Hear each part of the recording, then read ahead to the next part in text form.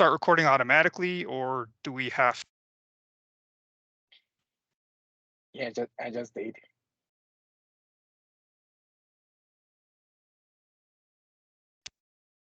All right, yeah, thank you. So it looks like we can see your screen now, Dr. Hassan. Yes.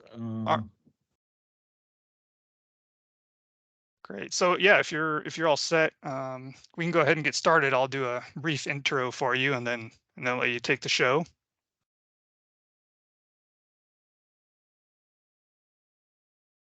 So Sure. okay, yeah. great, yeah. Yeah, can you see the full screen now?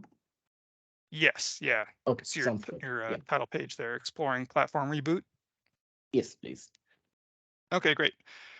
So our guest speaker today is Dr. Hassan. He's a professor here at WSU in the cybersecurity field here at the EECS. He got his MS in electrical and computer engineering at the University of Manitoba in 2015, and then went to University of Illinois at Urbana-Champaign to get his PhD in 2020. Before coming here to WSU, he was at an alternate WSU.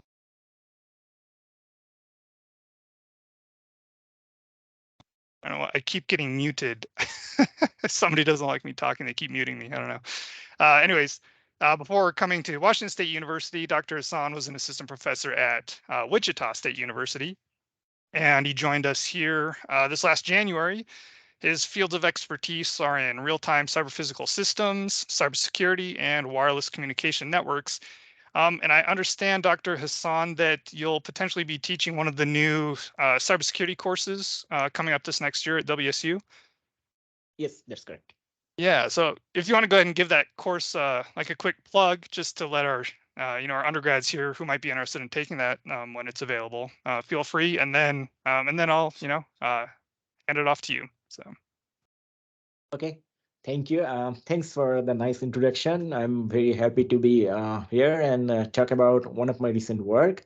So today I'll be talking about how can we explore platform reboot as a security measure for cyber physical systems. So I try to make the talk at very high level, and I'll talk at the very high level and talk about some of the key ideas. And I wanted to make it very short so that we can have some time for Q&A at the very end. So if you have any questions in between while I'm presenting, please feel free to just ping me, and I'll be happy to answer the questions. So let's get started. A little bit about me. I am in faculty at WSU, so I lead the Cyber Physical System Security Research Lab here at the EECS department. Before joining here, I moved from another WSU, Wichita State University, where I was working as an assistant professor for 2 years, and I got my PhD from University of Illinois Urbana-Champaign, where my dissertation work was focused on developing a new scheduler solutions, scheduler level solutions to integrate monitoring and checking mechanisms in time critical applications. And before that, I spent a couple of years in University of Manitoba, where I developed radio resource management techniques for 5G and beyond 5G cellular architectures.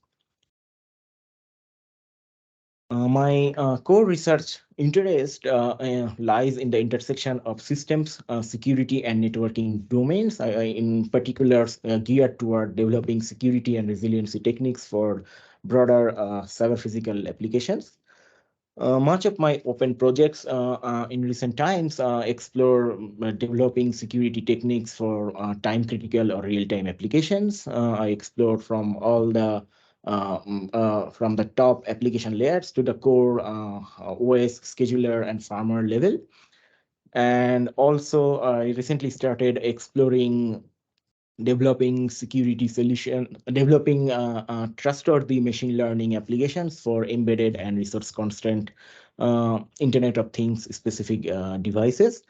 And in the networking side, I explored exploring the novel networking architectures such as software-defined network and leveraging the capabilities of SDNs to provide more resiliency guarantee for safety critical networks such as power grids and energy delivery networks.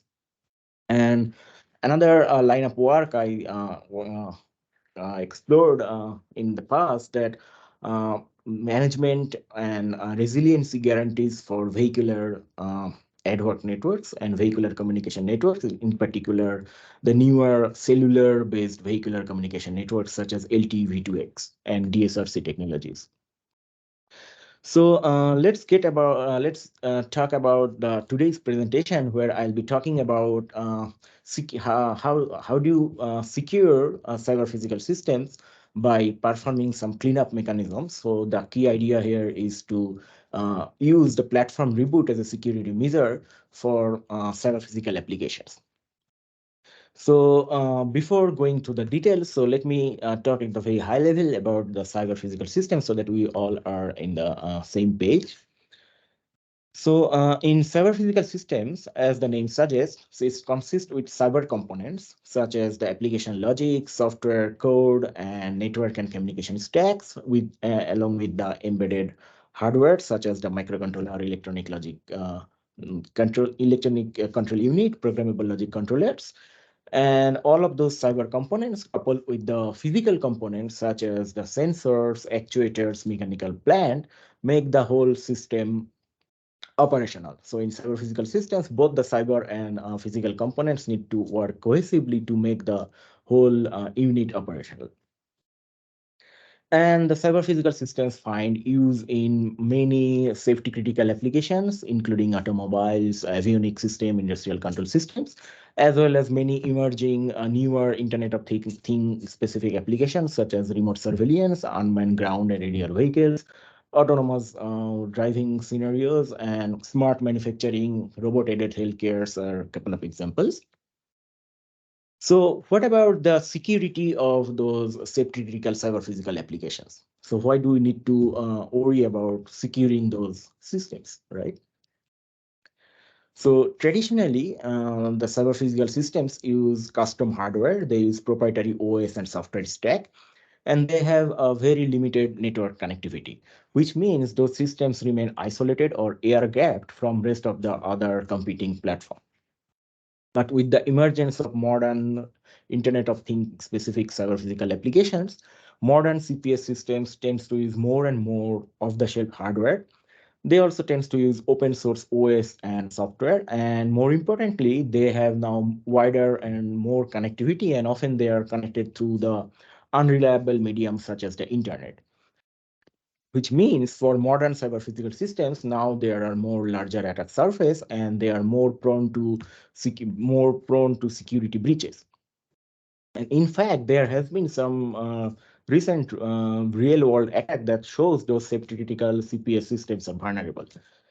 For example, the now famous Stuxnet worm caused serious damage to an industrial control systems. And also there has been attacks on automobiles, police drones, medical devices, even IoT specific applications such as the IoT connected cameras. The Mirai botnet is one of such examples. So all of those real world attacks shows that threats to those safety critical cyber physical applications are growing, and we need a layered defense mechanisms to protect those critical systems. So to develop a security solution, so in my today's talk, I'll talk about one approach to secure those critical systems. So the key idea is to guarantee the safety of the cyber physical platform regardless of any adversarial actions. So the rationale of our idea is that for cyber physical systems, unlike traditional computing platform, often the security breaches may lead to safety issues. So for example, consider a drone, right? So if the drone system is compromised, the drone may crash, or it may also have a catastrophic effect to the environment or the human apparatus around it, right? So, and also one of the key challenges here is that it's very challenging and very difficult, if not impossible, to have a complete end-to-end secure solution for a CPS platform. So no matter what type of protection mechanisms we can integrate, there may be always chance of potential breaches, say some zero-day attacks, and the adversary may find out a way to breach the system. So it's very challenging to ensure that the system will never be compromised. So to address or to provide security in this type of scenarios, so our goal is to ensure that the system will remain safe regardless of any adversarial actions. So how do you do that? Our idea is to use a proactive mechanisms where our goal is to prevent the attacker from making any meaningful progress so that he cannot do any serious or catastrophic damage.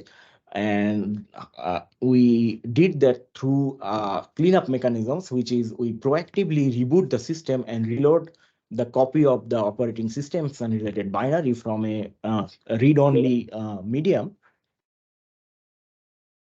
so that read-only medium, so that we can always have a fresh, clean version of our target applications at a given point in time. And even if the system is getting compromised, the adversary will not have enough time to make any meaningful damage, because then even before making any changes, the next reboot event will be triggered and the system will again get a fresh copy of the image.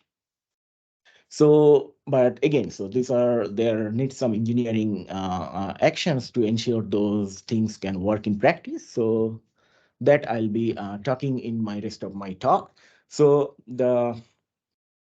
my talk mainly consists of two of our papers.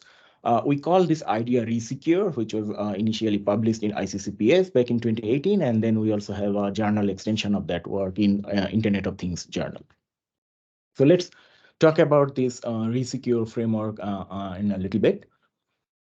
So as I mentioned, so the key idea here is that we proactively reboot the systems based on certain calculations that I'll talk later in my talk, and to ensure that the system will always get a clean copy of the image and the related binaries. And at the same time, from adversary's point of view, the attacker will not get enough time to make any meaningful damage, because before making any changes, the system will always be resetted. So we did that through using a safety controller, which is responsible for doing some calculations when the system is become unavailable during the reboot time. And we also have a hardware-based root of trust module that ensures that the reboot mechanism is not getting tampered. So let me talk a little bit about the high-level design of this ReSecure framework. So we use two different type of controller for this design. So one is the safety controller and one is the untrusted controller. So safety controller, we can think of a very small piece of minimal verified piece of code where it just runs a very simple logic, and it is remain isolated from the remaining part of the system. So it only ensures the the system availability during the reboot period.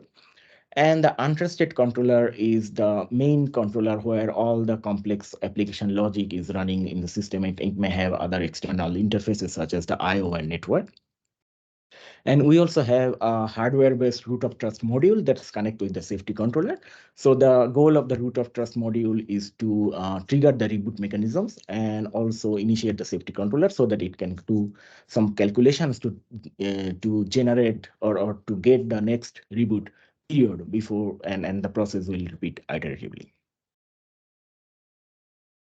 So what's the key idea here? So how to ensure we can do that periodic reboot, but at the same time, we can ensure the system is remain safe, right? So our key idea here is that for any given for any given state of the CPS platform, we will calculate the shortest amount of time that will take the system to take into an unsafe state. And now, if we can find out mechanisms that can reboot and reload the copy of the OS and binary before the time t, so that we can always ensure that the system will never go to an unsafe state. And even between these two consecutive reboot, if the adversary can compromise the system, it will again it will again get a fresh copy of the image, and also at the same time, it will never go to any unsafe state. So let me clarify this a little bit with a simple illustration. So consider the trajectory of the drone, right? In the X dimension, I'm showing the time, and the Y dimension shows the corresponding altitude of the drone. Now, because of the physical inertia, so, okay, I'll come to that point, but let me define an unsafe altitude. So if the drone's altitude is a certain height, then from that altitude, the drone may not come to a safe flying height. So if the drone's altitude is below the safe altitude height, it may crash. And now, let's say some point in time, an adversary compromised the drone OS, and the adversary's goal is to make the drone crash.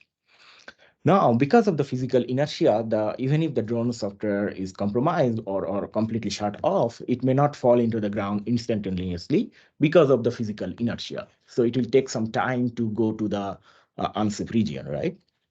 So we leverage those physical properties of the system. And now we will calculate the minimum amount of time we have before a system can go into an unsafe region. And now, if we can find out a way to reboot the system before it goes to any unsafe or dangerous position, we can safely recover the drone and ensure that it will not crash, or in other words, it will not violate any safety conditions. Now, the challenge is that how do you find that shortest amount of time or the safe reboot window before you need to do that cleanup mechanism, perform the cleanup mechanism, right? So in other words, how do you know the shortest amount of time T, the T parameter, time parameter, right? So to answer that question, so let me talk some of the background at a very high level. So we define few terminologies. So we say cyber physical systems may be in a few states. So the first one, we say the admissible state. So the admissible state, the setup state, just simply says the operating region of the physical plant. So for instance, in the figure, I'm showing the admissible state of the drone example that I showed in the earlier slides. So which essentially says the safe operating region of the drone. And also, we have a setup state called recoverable state, which is essentially a subset of admissible state, which tells that if the drone or if the physical plant is within the recoverable states, so it will never go to any unsafe state from that recoverable state. So if the physical plant is in a recoverable state for a given time, so we can ensure that the future state also will be will be within the admissible region. In other words, it will not go to any unsafe state.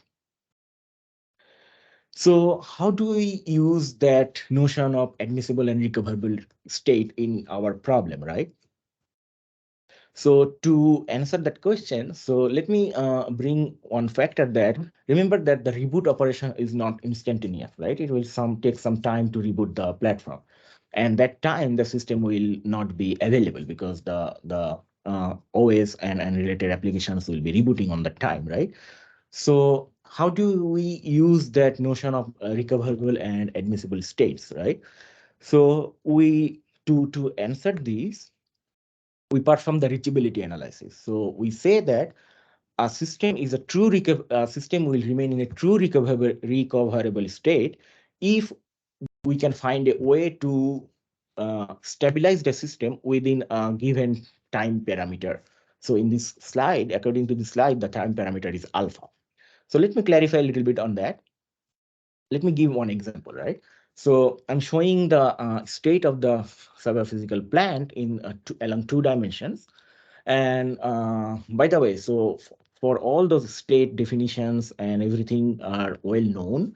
So if we know certain parameters of the control system, say for example, mass and other velocity and some other property of the drone, there are standard techniques to define all the state space of a cyber physical plant. So, and in the control system literature, there is a standard models or standard techniques to do that. So we are leveraging the rich literature of existing control system analysis to bring those cyber physical models to design a security solutions. So let me come back to the true recoverable state example here. So say in this case, that yellow region shows the admissible state and the green region shows the recoverable state. And now let's say, for the sake of our presentation, alpha equal to 5. So which means we need to determine whether a system could be remain in the recoverable state within alpha equal to 5 time period. So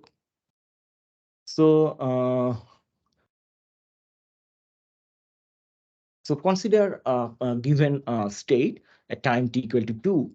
So in this, consider a state of the plan showing in the black dot. So from that state, the system can come again into the recoverable state within t equal to 2 time unit. And also, we need to ensure that from given state to a recoverable state, the system should not be go beyond the admissible state, which means in the yellow region in this illustration. Now consider another state which is more on the edge of the recoverable region. So from that state, the system can come into the recoverable region in t equal to 3 time units. But now let's say consider another state which belongs to admissible state, not in the green region, right? But it cannot come to a recoverable state within alpha equal to 5 time units. So that last point is not a true recoverable state. So we use this notion of true recoverable state to determine our next reboot time. So how do we do that? So let me give a high-level illustration again. So from a current state, system state, we will calculate the shortest amount of time that will take the system to an unsafe state.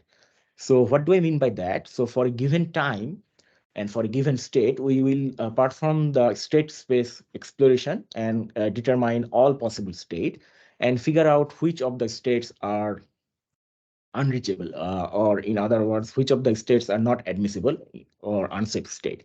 So in this figure, the gray circles denotes the unsafe state, and we'll perform that exploration for all current state, and then we will figure out what's the amount of time it takes to go to an unsafe state. And once we perform that exploration for all the states, we will take the minimum amount of time. So in this illustration, the minimum amount of time is 2 time units. So the 2 time units it takes to move for any state. In the worst case, we have at most 2 amount of time before the system can go into any unsafe state. So this is the illustration showing from in terms of admissible and recoverable state. So we use that notion of minimum amount of time to determine our next reboot period. So how the ReSecure framework works? So essentially, we have a notion of secure execution interval, or ACI. So in that time, we will disable all the external interfaces like network and I/O, and ensure that our hardware-based root of timer can only access the safety controller during that secure execution interval, or ACI. So the overall workflow of the ReSecure framework is as follows. So initially we boot up the software, the system is loaded, and then it will go to an ACI. At that time, only the verified piece of code will be running. So we don't have any external connectivity to ensure to reduce the attack surface. And then within the ACI, we will run the safety controller. The goal of the responsibility of the safety controller is to check the current system state, perform the reachability analysis, compute the next reboot time, and then set the hardware clock accordingly to ensure that it will be ready for triggering the next reboot event. So once this computation is done, So we will move out from the ACI period, and then the untrusted application will take place.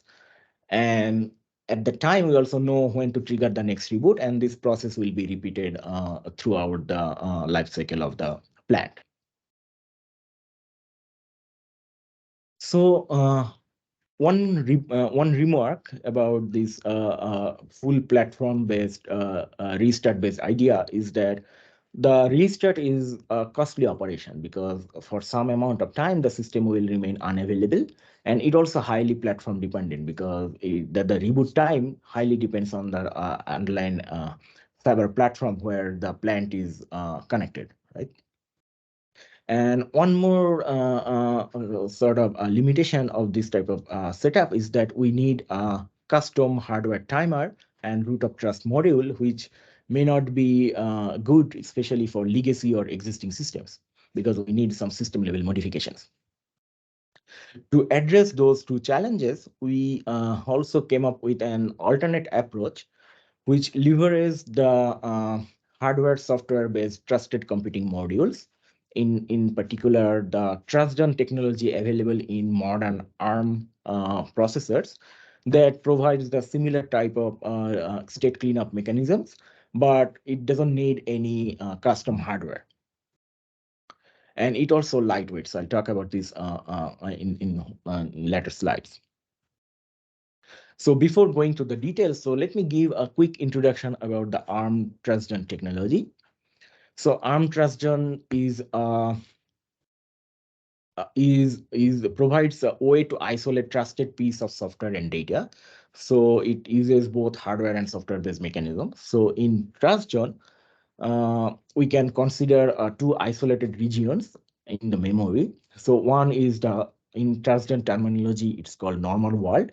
We can think of in our regular OS environment where we can run any vanilla Linux, vanilla operating system such as Linux, and where we have the OS kernel and the user applications. And at the same time, we can also have a small verified piece of region within the memory. According to TrustZone terminology, it's called secure world, where we can run at our trusted OS kernel and related trusted user applications. And there is a monitor that bridges between that bridges these two worlds and ensure that the codes and logic remains in the trusted world, or the secure world cannot be tampered. So we leverage the TrustZone technology available in ARM processors to provide reboot mechanisms for CPS applications. So how do you do that? So let me talk about that alternate design ideas. So again, this is kind of the similar idea, but instead of having a full system level reboot, we have a lightweight mechanisms and leverage a TrustZone-based hypervisor. So how it works? So again, we have the two controller as we have before. So, but now we have two isolated virtual machines, one running the untrusted controller and the other running the safety controller. But in this case, the safety controller uses the TrustZone secure enclave where we can we can execute the safety controller logics in a trusted environment. And the hypervisor is responsible for providing necessary isolation guarantees. And our logic is the same. We need to determine the shortest amount of time, and we perform the similar reachability analysis.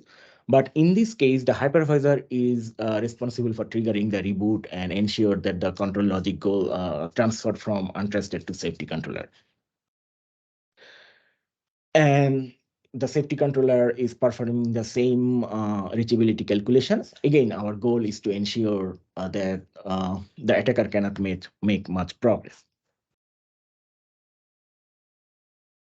So these are the key idea about our ReSecure framework. So let me talk about a little bit about the implementation, and then I'll show some of the findings and also talk about some of the ongoing work we're doing beyond the ReSecure framework. So the ReSecure architecture was implemented on Xilinx ZBoard platform. So we use FreeRTOS as the underlying operating systems for our full system based reboot ideas. And for the TrustZone variant, we use the LTZ visor hypervisor.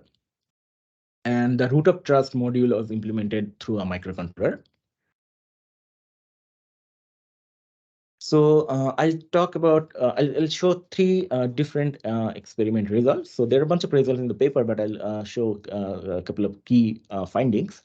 So my first results is showing how ReSecure can ensure the safety of the physical plant when the plant is under attack. And also talk about the system dynamics, how the restart mechanisms have effect on faster, slower systems, and also show the two reboot ideas, right? One is the full system reboot ideas, another is the TrustZone and virtualization assistant reboot techniques. So I'll show some results to compare these two alternative design ideas. So let's start with the first experiment.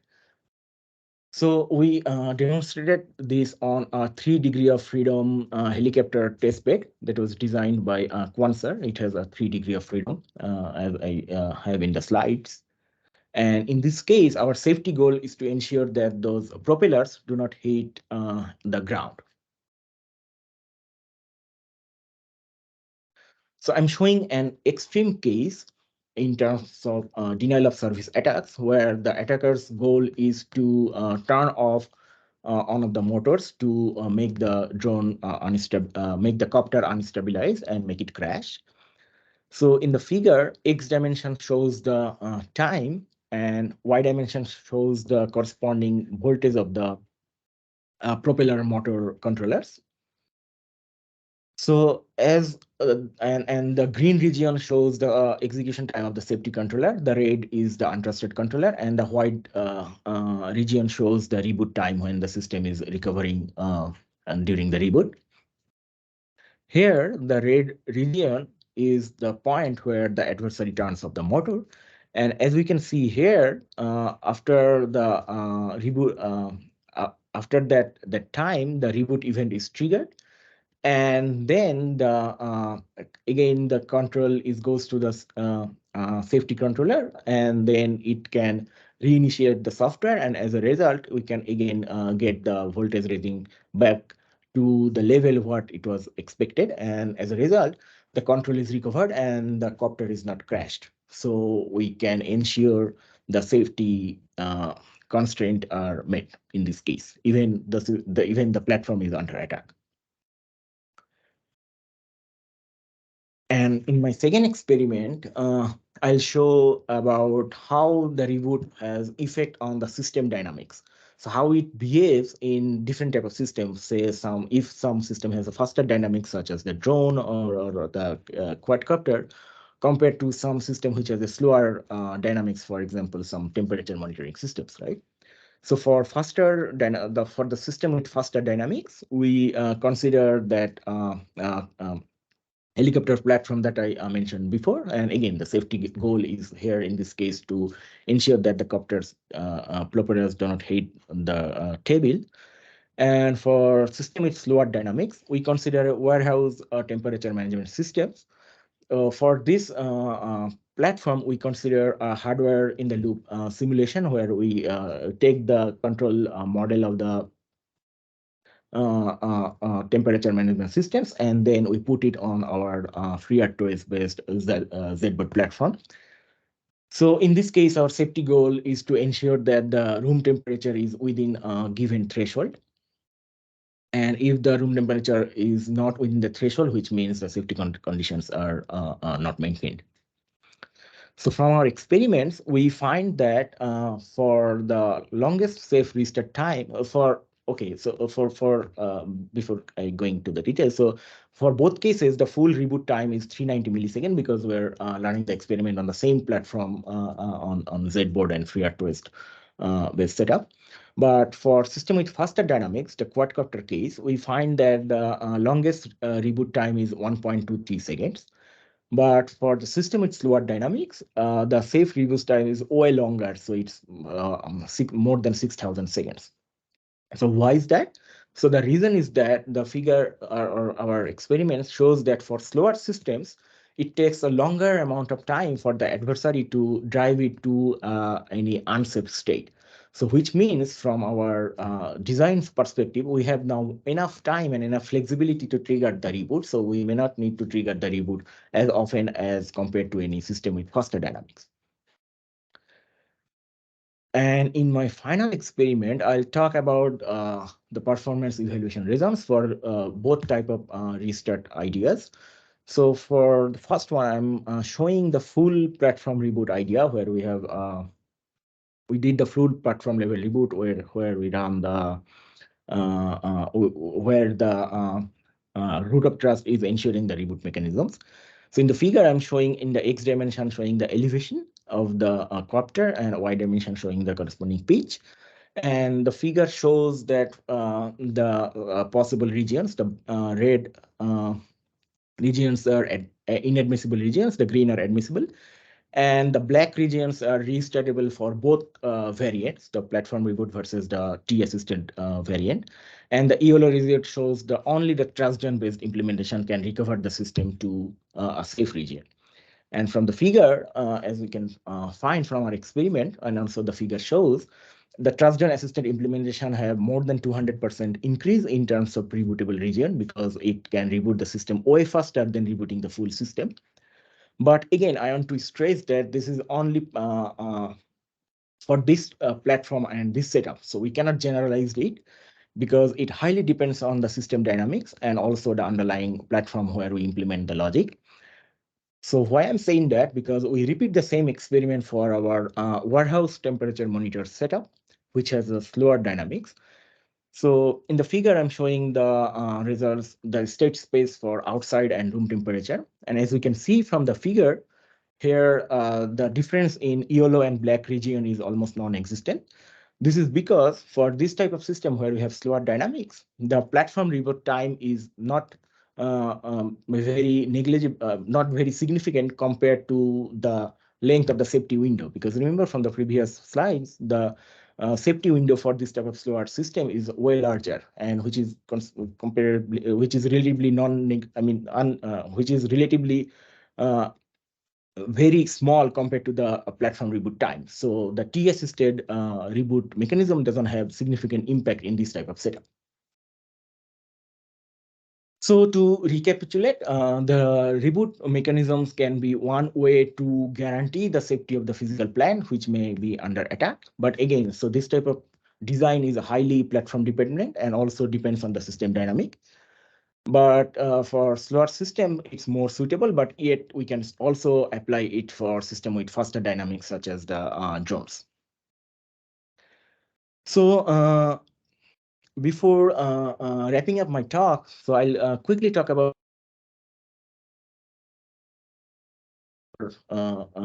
based on the ReSecure framework. So the ReSecure framework is mainly proactive mechanism, so where we reboot the whole platform or the whole VM, right? But we can also make it more granular and make it modular. So the key idea here is to bring the notion of modular reboot techniques. So the key idea here is that we can reboot the full system with a longer time frame. So as a coarse-grained mechanism, like we did in the ReSecure framework. But at the same time, we also want to provide more finer grain reboot mechanisms that work on a particular process or say particular task. So the benefit of that, those fine grain reboot mechanisms will be significantly less costlier, and we don't need to reboot the full system if we find any abnormality in for a particular task or particular process. But the corresponding challenges is there. How do you know how often we can reboot, which app we need to reboot, if the certain apps has some temporal or safety constraint, how do you ensure that? So those are all the research issues that we need to investigate. And speaking of that, another idea we are currently exploring to bring to couple that proactive reboot idea with some reactive techniques. So couple the application and system level reboot techniques together. So the key idea here is, so we have the two controllers as before, but in addition to having a vanilla safety controller, we want to integrate some monitoring mechanism within the safety controller that will trigger the reboot mechanism depending on the level of maliciousness present in the system. And the monitor may, depending on the malicious actions, the monitor may trigger different rules. For example, it may reboot the certain apps, or it may reboot the whole system, or it may trigger some alarm and inform the operators. So our eventual goal is to develop a modular, proactive, and reactive framework and perform the corresponding cost-benefit analysis. So what do I mean by that? So consider the reboot mechanisms, and we can say we have a way to reboot different components of the system, say apps, containers, virtual machine, trusted enclave, the processor core, and even the whole platform. So the more we go in the platform level, it will be more coarse grained, because those reboot overhead, the overhead of rebooting the full platform is for sure more costlier than rebooting just the app, right? And what we wanted to do, we wanted to find out what is the corresponding security benefit of rebooting a certain component, and what are the engineering way to do that, and what are the systematic way to quantify the effect of security as we reboot different components.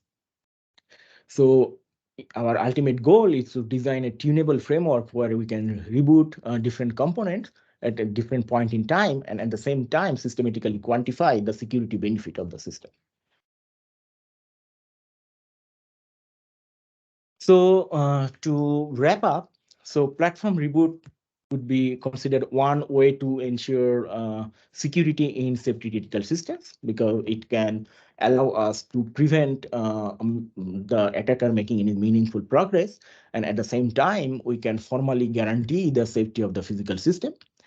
But again, so reboot is just one way to provide security, right? So threats to those critical systems are growing, and we need a layered mechanism. So our reboot-based idea can be coupled with other techniques such as intrusion detection, monitoring, and new OS and kernel-level protection mechanisms to make more end-to-end secure and resilient solutions. So in my today's talk, I present two of my papers, which I post in the slide, but also we have some follow-up preliminary results, specifically for time critical or latency critical systems, where we show that how do we ensure reboot mechanisms, how do we provide reboot mechanism, at the same time we can also ensure certain temporal guarantees. So if you're interested, please feel free to take a look, and I'll also make those slides available after my talk. So so let me stop here, and I'd be happy to have any questions. Yeah, great. As always, everyone's free to either speak up or put your questions in the chat. But while that's happening, maybe I'll lead off with one question here for Dr. Hassan, and that is, in conceptually, maybe if you thought about where in certain safety critical situations, there are points where you simply can't perform a reboot because there's some operation going on that precludes that. And so then does that open a window of attack if, attacker could time it to when they know you can't reboot, and then they know they have a certain, minimum time period window there that they can work with? That's a very good question. So I can answer in on two fronts. The first is in the ReSecure framework, we prevent that situation. So our approach is kind of conservative. So if I may go back to one of the slides where I show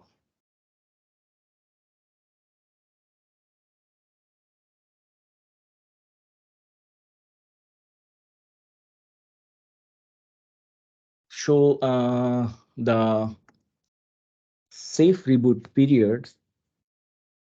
Anyways, it's not going back, but in one of the slides I show.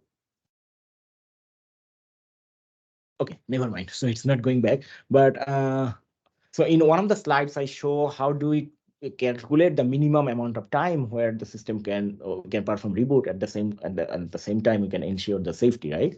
So that is kind of the conservative approach. So we take the minimum amount of time a system may go into the unsafe state.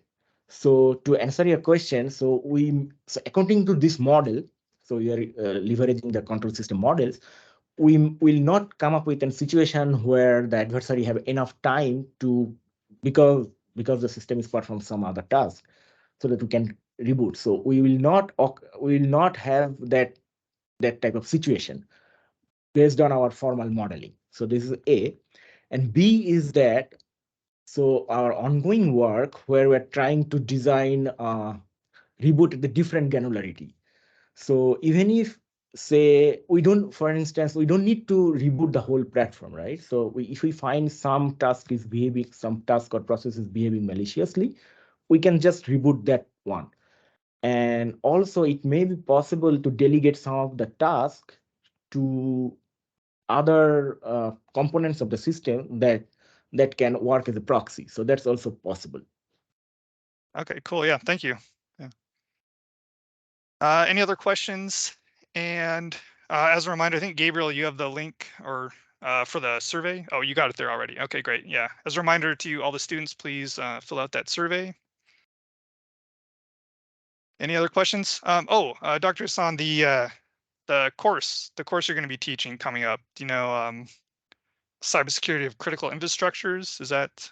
Yes, so we will be offering a new course, I believe CPS 46, I forget the course number, I'm sorry, but 439 is what? 439, yes. Yeah. So it will be covering the security in cyber physical systems, safety critical systems such as the SCADA, internet, some part of Internet of Things security, and also security for real-time systems. And the systems, the course will be both like covering the theoretical concept, and also we have some hands-on experiments. So we're in the process of designing the lab, so where the students will have like a small scale CPS platform. So we'll be buying some rovers where the students can get the platform, make their hands dirty, do all those type of hacking and red teaming, blue teaming activities to ensure that A, we can destabilize the system, and also B, we can come up with the solutions that can prevent this type of attacks. So that will be a very cool kind of multi-week lab. So, and I'm quite excited to see how it goes. But that course, if I know the latest update, it will not be offered in fall, I believe. So either it will be in spring 24 or probably fall 24. So it will not in this fall. Okay, yeah, sounds like a lot of fun. Yep. Last chance for questions before we're out of time here. If not, then yeah, thank you very much for the great talk, Dr. Hassan. Thank you. Yeah, thanks for having me, and have a good day. All right, yep.